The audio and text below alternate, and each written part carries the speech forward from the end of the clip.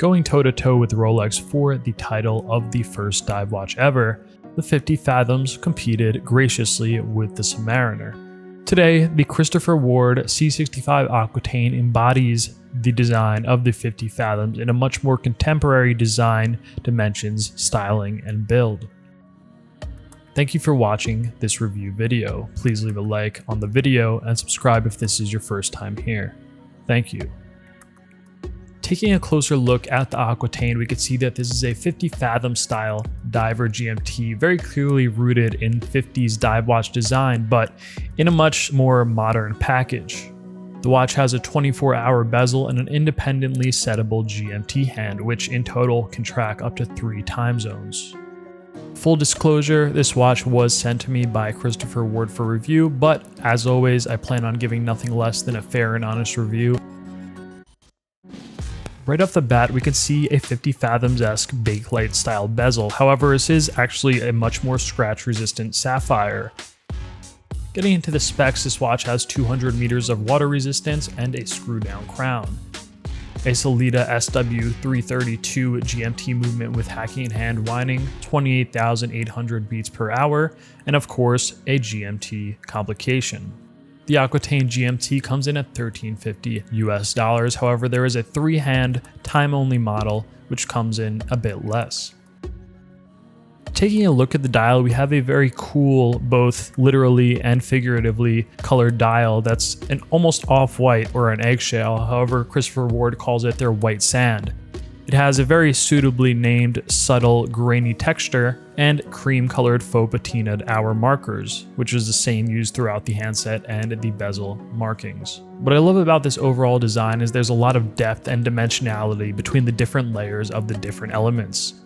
Everything from the bezel to the handset to the GMT hand, and then the applied indices underneath to that very, very dynamic off-white, white sand as they call it, dial. I mean, there's a lot of different layers that, along with the domed distortion of the sapphire crystal, really give you a lot to look at and kind of keep your visual interest.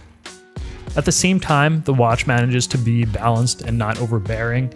There is a date wheel at 6 o'clock, which is cut sort of trapezoidically. I just made up that word, but that's okay. Sort of in par with some of the hour markers at 3 and 9 o'clock, to the point where it blends in so well. Honestly, not even kidding, I did not even notice it was there for the first 2 days that I was wearing the watch. The handset is also done to perfection. It actually has a little bit of a subtle curvature to it, which is not immediately evident upon first glance, but putting it under a microscope or the macro lens, or just shoving your eye right up to the crystal, that would be odd, but that's okay. You can clearly see there is a very subtle curvature, which really does a lot to kind of change the dynamic elements of the lighting reflection on the handset, and will make some of it stand out in the light more than others when the light hits it at different angles. This adds a very kind of dynamic appeal, and is one of the reasons why I think the watch just looks so great in the flesh, and so much better in the flesh than in pictures, along with the case, but we'll get into that in a bit. It also has a blue and white GMT hand, which I really like that it's not outlined in any steel, it's just purely painted, which I think really helps set this watch off. And I do think between the time only and the GMT models, I mean, I do think this is the one to get. And speaking of balance, in this model, they did change and revise their layout of their logo. So this time the logo is at 12 o'clock, the Christopher Ward flag logo, and we just have some generic text at 6 o'clock. And I think this is a much more balanced style layout than some of their other models, which have the logo at the 3 o'clock position or the 9 o'clock position, which is a little too asymmetrical for me and just doesn't really fit my style. But I think what they've done here, just simplifying it, is absolutely great.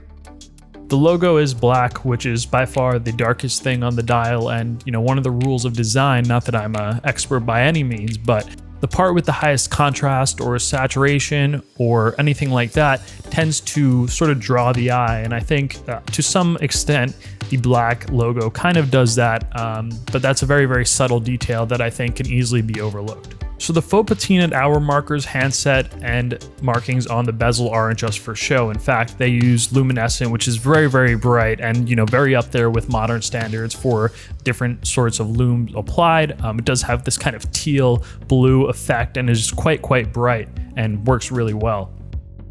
So despite the relatively vintage-inspired look, it does have very modern dimensions with a case width of 41mm, although with the dive bezel and the distorted sapphire crystal, it does kind of shrink the look of the dial a little bit, so this does wear a little bit smaller. I would say this wears a little bit closer to a 40, maybe even a 39, and especially thanks to the condensed lug-to-lug. So they actually did condense the lug-to-lug for this watch to a 46.7mm, which is very, very wearable on just about any wrist. However, I have heard with the bracelet, this is extended a little bit because it does use male end links, but I did not receive the model with the bracelet, so can't say for sure.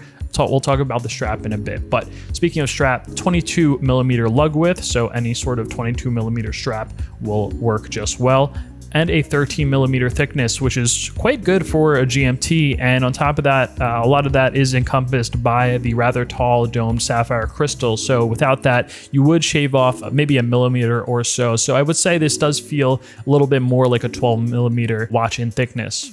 Now, the fit and finish of the case is one of the standout features of the two Christopher Ward watches that I've tried thus far. I mean, it's absolutely excellent and has a sort of sophistication between its curves and the polished and brushed finishes that I think are just very, very hard to even describe, but even more so, you can't see the full picture in video. I think this is one of those watches that once you get it in person, it kind of makes a little bit more sense. So they actually call it their light catcher case. And you know, typically when it comes to marketing jargon, you don't really know what to expect. Many brands will come up with proprietary names for their different elements to try to push it off as something innovative or new, and sometimes it's not. But in this case, I think Christopher Ward does an excellent job with the different bevels and contours and the different layers of finishing, which really make the watch kind of sparkle or, you know, catch light, as the light catcher case name would suggest. And does a very, very excellent job of that. On top of that, it's also very, very ergonomic and comfortable.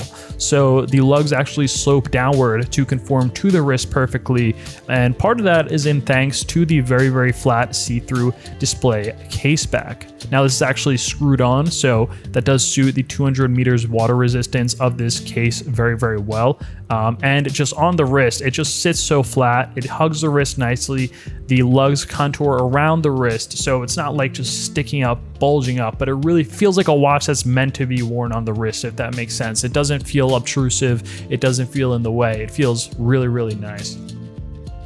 The crown is signed and fine-toothed, very, very easy to grip even if your hands are wet. It does have a very, very interesting little red accent, which I think is really, really cool, not only for aesthetic purposes, just something a little bit different, but also the red accent is both on the crown itself as well as the screw on the case, so you can actually see where the crown and the case actually meet. So this can tell you for sure if the case crown is screwed down all the way, you know, for water resistance, of course. And I think that's a clever little functional trick that I think should be on, you know, many dive watches, if not all of them. The bezel is super thin, coin edge bezel, feels great, easy to operate, very tactile, very clicky. You can use it to track a third time zone along with the GMT hand. It's super thin. I love the polish on the edge. It's very machined very, very well and easy to get a grip on, and just feels what you'd expect from a really great watch. The GMT hand is independently settable, so I love that you can just go in and, you know, again, use it to track a third time zone. And I think that this is one of those watches that not only looks great, but of course GMT is an, you know, extremely functional complication for either the jet set, those who travel frequently, or even people who just want to keep track with those in another time zone from your own. So the GMT movement housed inside is the Sellita SW332 with hacking and hand winding, 28,800 beats per hour. It does have hacking and hand winding, which by the way feels quite good to operate. Crown is machined very, very well, and it has just a little bit of resistance that you want to feel like you're actually actuating the movement inside, but not so much that it feels gritty or dangerous. So let's throw it on the wrist and see how it wears on my 6.5-inch wrist. Quick wrist check before we get into it. Today I am wearing my Seiko Alpinist SPB 197. I'll throw a link in the description below to a bunch of different sailcloth straps for you to check out. They're all really, really good. Disclaimer, affiliate link, if you do purchase from that, I get a small kickback, but it doesn't cost you any more. Back to the Christopher Ward Aquitaine. On the wrist, it looks absolutely phenomenal. The condensed lug to lug really helps to make it a little bit more wearable by being a 41mm watch. Its thickness, I should say, 13mm, but really wears a little bit thinner than that thanks to the domed crystal, which is the most of that 13mm thickness, and it just wears really well, sits comfortable, it doesn't overhang. It's a little bit on the large side, or at least encroaching the larger side for my 6.5-inch wrist, but I think if your wrists are any bigger, you'd have absolutely no problem wearing this, especially on a strap. Now on the bracelet, the lug to lug is extended a little bit because it is a male end link bracelet, but I don't have one on hand, so this is just from what I've heard. And finally, the strap included, this is the vintage oak strap, which is kind of a nubuck, super soft and supple. I've really been enjoying wearing this strap. I mean, I might even consider just picking one up just in general for my other watches when I do eventually send this back. It's super supple, feels nice, has almost in between a smooth leather and a suede kind of feel. So I don't know if you ever experienced nubuck, but it does feel sort of like a hybrid and is super soft to the touch. And I think the brown, the dark brown, really does always work with, blue and white kind of nautical colors. Just very nice, complementary, and just looks great all around. So all in all, I think the Christopher Ward C65 Aquitaine GMT is a great watch, a great looking watch that really embodies the 50s kind of style of divers, but does so in a much more modern packaging, both from the materials used as well as the curvature and sleek and kind of sophisticated nature of the case. Colors are very appropriate, looks very nautical, very kind of aquatic, thus the name Aquitaine. And for the money, I think it's, very fair what you're getting for the price. I mean, the case is absolutely phenomenal. The fit and finish, phenomenal. I think for the price, you're getting a very competitive watch that if you throw on a Swiss name brand on this watch, I mean, it's easily going to cost you 2.5 times the cost. Let me know what you think about the Christopher Ward C65 in the comments below. Have you ever tried a Christopher Ward? What do you think of their light catcher case? Thanks again for watching. Don't forget to subscribe if this is your first time here. Leave a like if you did enjoy this video. It would really help me out. Thank you so much. Till next time.